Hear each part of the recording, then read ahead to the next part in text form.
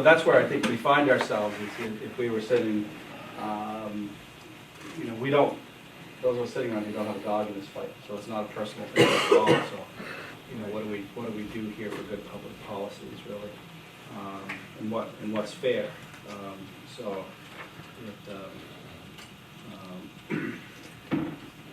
personally, I think there should be a way for folks to get out. I think, and I agree a lot with Representative McCray that, you know, people are following a process and they're being delayed time and time and time again. That's not bargaining in good faith.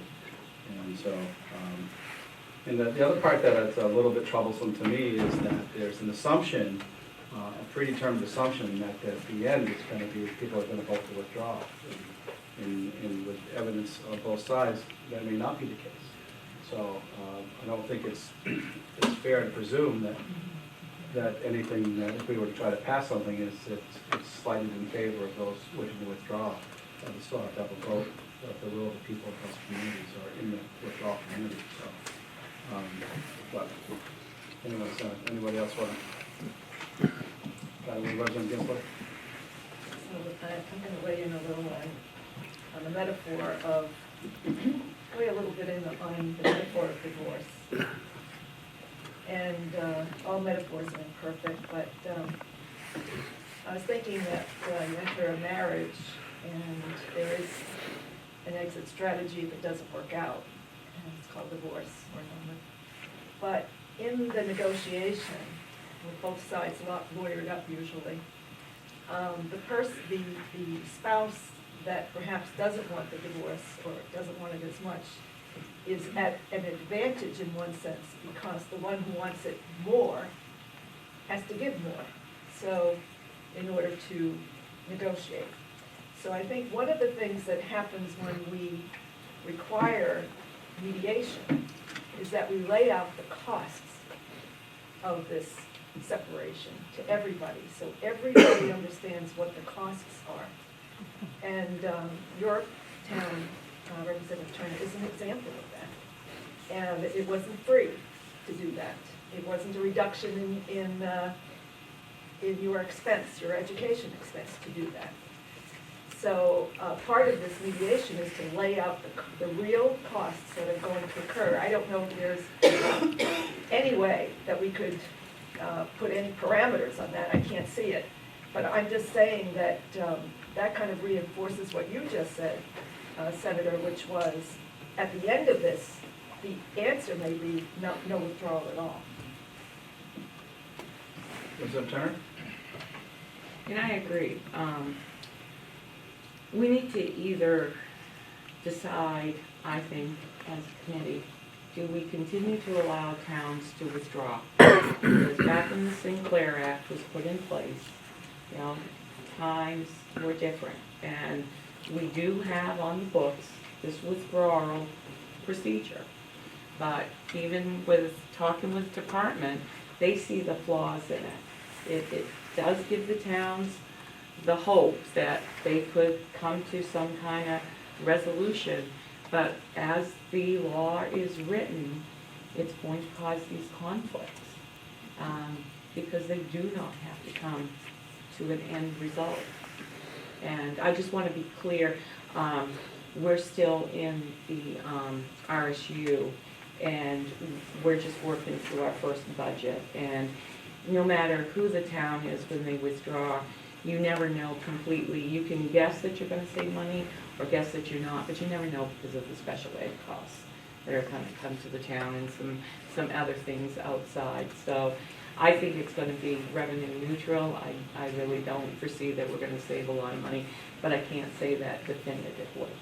Okay, but it will give more opportunities in my town.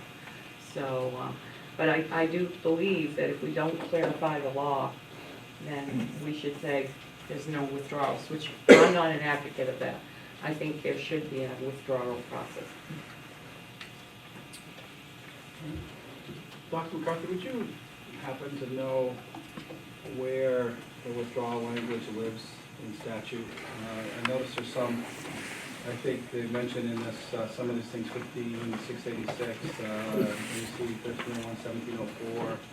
I'm just trying to do better at the table of contents than I am there, but, because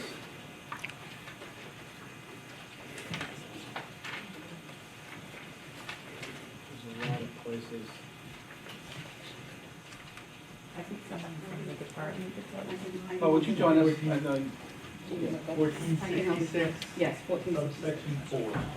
14, please join us. Certainly. And let's tell us who you are.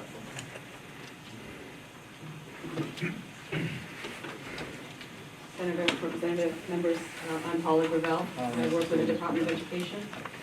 Specifically, I'm the one who handles all of the withdrawals. Okay. Yeah. I'd be happy to offer insight into Yeah. this legislation and any questions that you may have. Make it a gold star here. No, go ahead, please, thank you. One thing I'd like to say is, I really appreciate this bill being put through. My job gets very difficult at times in trying to help these communities. And I don't have, a dog in the fight either. I'm there to help either way, both ways. But I get calls from these towns often saying, what can we do? What can the commissioner do to help us? The district is not negotiating in good faith. They're not responding. Is there anything you can do? And I have to tell them, often there's nothing in the law to help you, which is why, working with Representative Turner, we've asked to put in some boundaries to help to bring it to a close, not to make it easier, because frankly, personally, I don't want to see withdrawals either. I think that combined units, as long as they communicate well, can work better for the students of the state. However, there are times when withdrawal is necessary, and I don't believe it should be prevented either. People should have that opportunity. But there's a process. The process that we have works. It's difficult, and it's purposely difficult. But there are no restrictions or boundaries to prevent somebody from drawing it out and holding someone hostage. And therefore, and I'm not even talking about any specific district. I'm looking at all of them. I have dealt with all of them since 2013 when they kind of started this new avenue. And I have a recent one where the town asked for another extension. This would be their fourth. So each extension is normally 90 days. So 4 times 90, it's been over a year. And they said, could you make it for June 30, because I know that we really have to get that done by then in order to have it to you in time to get on the ballot in November. There's timelines for that. And they kind of want to force the other person's hand, is what they said, because they're not getting a response quick enough. But right now in the law, there's nothing that kind of forces anybody to negotiate. And really, that's all that they're asking is a negotiation. This creates an agreement. If we go to mediation, it would create an agreement. Then it still goes to the voters to approve or deny, which means they either accept it or they don't. If they don't accept it, they don't withdraw. They stay in the district.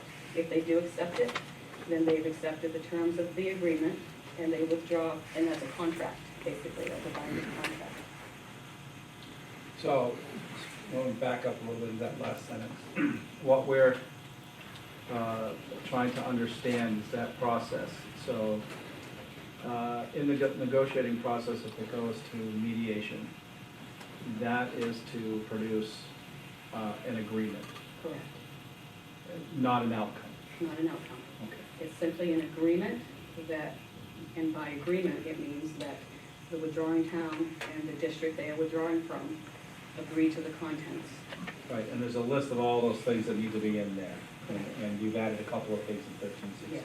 Yes, that we've learned over the, Yeah. that we've learned over the years. Right, that food service piece of it, Yep. and there's one other one. Food service, budget, Having and a- then timeline as far as when it needs to be complete. Gotcha. So, in that particular case, then, you've learned, what I hear you saying is that was added because what you've learned is that people, communities have undergone the withdrawal process, without having completed a fully completed budget to offer to the voters. So they would see what the cost of withdrawal are going to be. Has that happened in that way? Yes, what happens is they often will go through and have an expert come in and help them create what they believe a budget would look like. It's not gonna be the official budget. The official budget wouldn't come until a school board has been voted into place after withdrawal. But it would be a budget, an interim budget to show approximate. And sometimes that doesn't get to the voters, especially if it's not, if it doesn't show things in a good light. But if it's part of the withdrawal plan, it would have to get to the voters so they could see everything up front. So full transparency. Correct. And, all right, so then, those pieces would be available for the public, and then it goes to a vote. In that vote, I remember we worked on that a lot in the 125th, and I think I found that section. So the total number of votes cast for and against the article equal or exceed 50% of the total number of votes cast in municipality for governor at the last gubernatorial election. That's the hurdle. Yes, there are actually two sections for that. One relates to a new RSU. The other relates to an RSU that was reformulated. In other words, it was an SAD prior to the RSU law. And that's where Burlington came in. That was the 2/3. An RSU that used to be an SAD and has been reformulated has a 2/3 vote, whereas a new RSU has the 50% requirement, the majority vote requirement, and they also have to have at least 50% of those voting that voted in the last gubernatorial. Right. And that happened in my town, Wellsworth, which was in RSU 24, they were looking to withdraw. So when you say the formulation of a new RSU, the successful withdrawal of one community in essence forms a new RSU that's left. Is that the definition of a new RSU? No. A new RSU is one that was formed after the new law in 2008, the new regionalization law.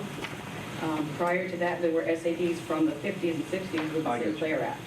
That's the difference. So some SADs just converted over to RSUs. There are some SADs that are full-fledged RSUs because they had some new members come in, but most of them are still RSU/SAD. I've seen that. Yeah. And like, for instance, SAT 11, which is where I live, they are an RSU/SAD, which means they go by that other Gotcha. 2/3 majority. I got you. All right, so there's a lot of different stripes on the zebra. There are. Yeah. Notice I don't have the law book in front of me. Yeah, you've got a I committee kind member. of have it. We've had a few of them. So how many phone calls or requests have you gotten from communities that have this as an issue, that they felt that the negotiations weren't going in good faith? Well, we've had, I'm trying to remember my testimony, I think it was 33 that completed, something around that. I would say probably over half Okay. at some point called me asking how we could help to push things along. Gotcha.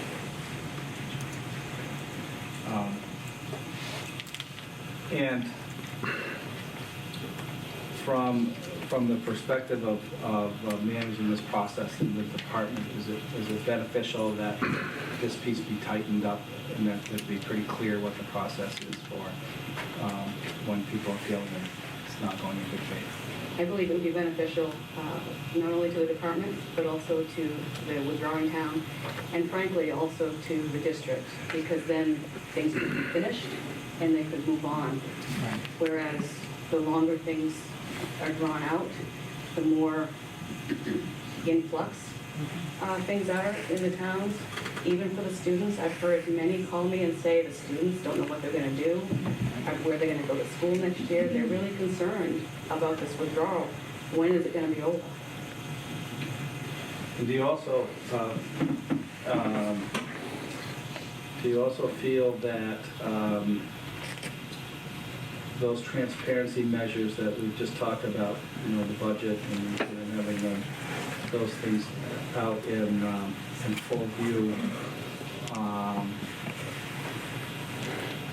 would have a benefit as well to this process, so that there's nothing, I would just wonder, I guess the better way for me to ask this is if there have been some buyer beware, people that have gone through the process, pulled out and then said, oh, we kind of made a mistake, we wish we'd have stayed in, because now we didn't realize what the budget was going to be, and those costs were much higher than we anticipated. Have you had that kind of conversation with people? Absolutely. There's Okay. a specific one right now that's saying, was there any way we can get back into the district? We didn't know about this, we didn't know about that. They've even said to me, we were lied to by those that were pushing for withdrawal. So yes, we have definitely had those occasions, and I believe a lot of it was because of those components that were missing in the transparency. So what I'm trying to shape this is what's really good public policy here. From what I've heard, transparency is a real issue. People might have voted differently if they really knew what they were getting. And having a process by which people can make sure the process keeps moving along. So I really appreciate you coming down today. Anybody else have any questions of Ms. Gravel? Once we work this out, please don't go very far. May I add one more thing? Please do, yeah. About the deadline. The deadline of November 30 is really important for a couple of reasons, not only for the department side, but also for the withdrawing district side and the remaining district. In November 30, December 1 is when we start calculating subsidy for the next year. And if we don't know who the districts are by that date, and we start distributing the funds that are available at that time, by the time, if we wait any longer than that to have a town withdraw and then add them to the pie, we've already allocated the funds, we don't have any more money to allocate, then we have to take away from others to split that out. That's on our side. That's very difficult to do, and it's a manual process to separate out these units for withdrawal in the finance section as far as the subsidy calculation goes. The other side of that is the new district only has a certain amount of time to vote and elect in a school board, hire a superintendent, develop a budget, which is usually done by March, and get everything in place in order to be up and running by July 1. And if they aren't already in that process after December 1st, it makes it very difficult to get things done in time. It's also hard on the district remaining to know what they are going to be having for income and students and budget. Is that November 30 in statute somewhere? That's in statute for when we, December 1st is when we freeze counts, and that is in statute, I'm sorry, That's right. 15689 is the EPS formula. It's within that statute. Okay. But not in the withdrawal Not statutes in the here? withdrawal, and we're asking that this be added to that Okay. because of this. Okay. Because they call us, we've made it a policy, but some of them fight us on it Okay. and want to do it in January or February. And So in reality, if they missed that November 30 deadline, they should have to wait and come back They at it should- again for the they next can one? just continue their process, but it would have to be effective for the following budget year, not the Sure. upcoming one. Okay. I think that makes good, sound public policy sense. Okay. Thank you so much for shedding some light. President McCray, before you leave. Before you go. So if we just said, okay, you're gonna make this rule, we're gonna dump it all off onto you. No, but do you think the discussion that has happened here and what you just presented would probably be a pretty good blanket approach to all withdrawals? I do. I looked at this for all withdrawals because I have to deal with all of them. I looked at this as to how it would help those that really don't have an issue. It's an amicable divorce. And I looked at it for those that do. And I believe that these 180 days, I believe these added things, I believe they would be helpful to everyone, past, present, future. Thank you very much.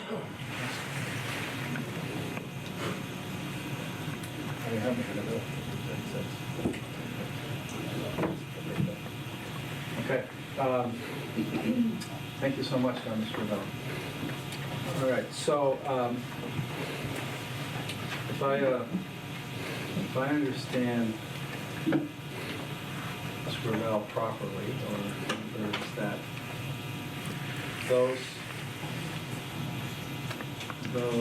changes were in, or they'd like to see, are in 1336. Correct. Is that correct? And also in LD 51, but 1336 is what's in front of us here today. So, we're kind of working all these bills at the same time, except for probably withdrawal of Atkinson. I think that might be a little bit different. But we've got these two bills, I think, that we're talking about, 1336 and 1080. Let's take a look at the bill, 1336, and let's just kind of go through those provisions that they're looking to do. I mean, from a public policy perspective. So we've got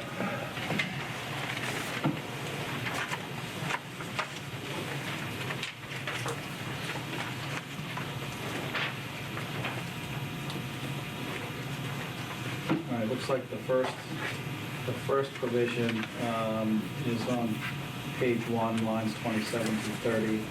So we've got the withdrawal committee by unanimous vote, which may request an extension from the commissioner beyond 180 days. So that would require both parties to agree, which very often I believe happens. If they fail to enter an agreement, withdrawal committee by majority vote may petition the commissioner to order binding mediation between the parties. So that piece, if we understand what that is that is just to form an agreement, not an outcome. Then that has to go to the commissioner for approval. So, I don't know what, Ms. Holmes, would you join us for that piece of it, what that means? Or maybe Ms. Ravel, is that, okay, yeah, let's see. You're doing Okay, you're you can call the lookout for one. So, what does that entail? The agreement would have to be submitted to the commissioner for approval. Does that land on your desk for some sort of recommendation for the commissioner signs off on? Correct. Basically, the approval is to ensure that the withdrawal agreement includes all of the required aspects that are now part of 1466. And also, these include these added ones if they are approved. And so basically, we look at the agreement, ensure that it includes all of those required aspects, and that they all meet the requirements of the law. We don't make an opinion of whether or not we think it's a good deal or a good idea. In fact, sometimes I think it's not such a good idea on some of them, but that's the local decision, that's their choice. If they both agree to it, that's up to them. But we just look at the fundamentals and make sure that the required aspects are included. If they were not at that point in time, what do you do? So let's play this out. They've had this binding agreement. It comes to you and they've missed a couple of elements. What's the provision, or how do you unwind the binding part of it? So if it's not approved, is that part of the agreement pending the approval of the commissioner? So if it comes back, they work it again? They have to work it again. They have to, the commissioner can give them a certain amount of time that they have to return it with the changes recommended. Okay. All right, so I think I understand that better. The rest of this bill doesn't look like new language. Do you have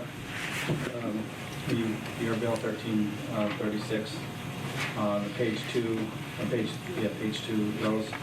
Are those all standard language that's already in law? It looks like in underlines. Is that correct? That is correct. Okay, so the new language is on line 33. Agreement must include a plan providing child nutrition services in compliance with state and federal laws at schools operated by the petitioning municipality. So that municipality is looking to leave has got to have a plan in place for child nutrition services. Correct. And you have run into that where they hadn't had We that? have, and that's specifically why we've asked to have this included in the requirements. Okay. And did they know that going in, or was this something that I think it was a surprise. there was a surprise? And Unfortunately, and I think a lot of the requirements that schools have are surprises to some of these small towns that think they understand what they're supposed to do, but then when they get into the middle of it, they're like, oh, I didn't realize I had that as well, and different things. And it would be your opinion, that educated opinion, that had they known that, it might have been a different outcome? For the nutrition piece, Yeah. I'm not sure if it would have had a different outcome for that piece, but I think it would have been important for them to know up front that they had to deal with those costs. Yeah. And then they would have had it in place before school started. Gotcha. Whereas the specific case I'm thinking of, they had to scramble to get things set up in time. Okay. Then, all right, that makes a lot of sense. And then the next one is the transparency on the anticipated budget for the first year of operation. Estimate of all revenues, expenditures, according to the cost center summary budget, so, which is what year 2 would look like anyways, right? I mean, it's the normal budgeting process, your 11 cost centers, Exactly. all of that. And a lot of them are not aware of the cost centers either, and this will help them to see exactly what's expected of the budgeting process and the school administration process. And how does this overlay a little bit in one of the cases we're talking about where there may be no schools in that community, and you know they're part of a district, and their students go to school in another town. This withdrawal process, then, how does that lay in there about food service? They would have to say, where their students are going? Would they have to know that ahead of time?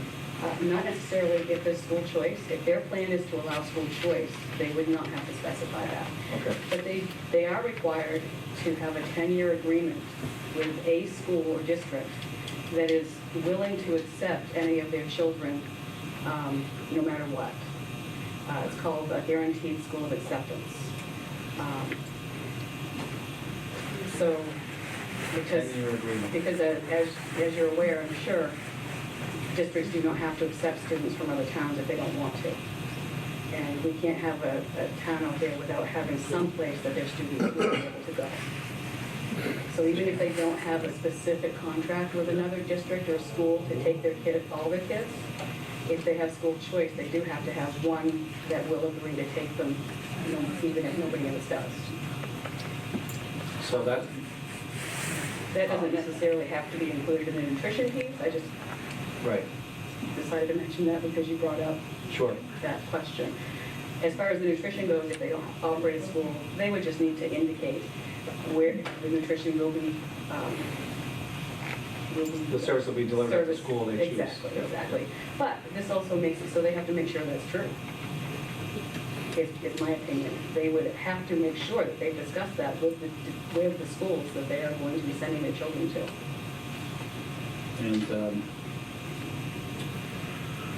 And how much, what are the sort of the regulations on the schools that might be approached to take their students on a tuition basis rather than part of the district as to what the cost is for tuition students? And do they have some avenues in there to charge what they want, or? Not exactly, but yes. So There's a limit? 5804 and 5805 is the statute where we calculate the tuition. It's called the maximum allowable tuition rate for each district. However, those sections also allow for the sending unit to pay more if they agree. So basically what I'm saying is we have a set rate that we set as a maximum allowable, but a sending unit can agree to pay more. So for instance, this agreement, at some point they will discuss tuition payments in this agreement. And they will say, we're going to pay the set rate that's calculated by the department in 5805. And they're going to say, and we will agree to pay an additional 5% on top of that for so many years. There's a school in my district that does that, Yes. a town that does that. Yes. For the high school. So there's a potential for paying more. And so they just have to, it's a local choice. It's a local decision between both parties. So could that be negotiated in a sense? So, I'll just sort of lay it out. There's one district that wants to, one of the bills we have is they want to pull out and then tuition their students back in probably. Mm-hmm. That the district that of which they pull out could say no. right? We're not gonna accept your students. Yes. Or they could say, yes, we're gonna accept them only if you agree to pay X amount above this calculated amount. So that's possible? Yes, it is. And legal? Yes. As far as I understand, yes. Okay, okay, so, all right. Okay,